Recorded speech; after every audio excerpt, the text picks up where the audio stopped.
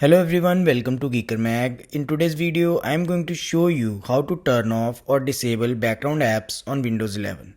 Before that, if you find this video useful in any way, like the video and subscribe to the channel. First, let's learn how to disable particular app from running in the background. For that, right click on the start button and select settings. In the settings app, switch to apps on the left and then on the right side, select installed apps. Here you will get list of all the apps installed on your PC. Now head over to the application that you want to turn off. For example, let's turn off Gaming Services app. Click on the three dots next to it and then select Advanced Options.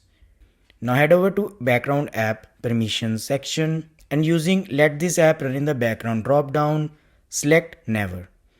And this will stop this particular app from running in the background. Just like that, you can disable other apps as well.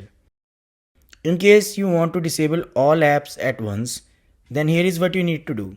Click on the search icon and type gpedit.msc. When Group Policy Editor appear in the results, click to open it. In case Group Policy Editor doesn't appear in the results, that means you are running Home Edition of Windows 11, then you need to enable Group Policy Editor first. I have covered detailed video on how to do that. You will find link for the video in the description. In the Group Policy Editor, you need to select Local Computer Policy, Administrative Template, Windows Components, and App Privacy. Here on the right side, let Windows apps run in the background. Double click on it.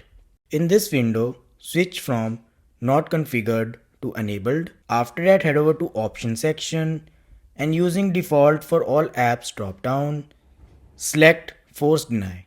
At last, click Apply, click OK, close everything, and restart your computer. This is how to disable background apps in Windows 11.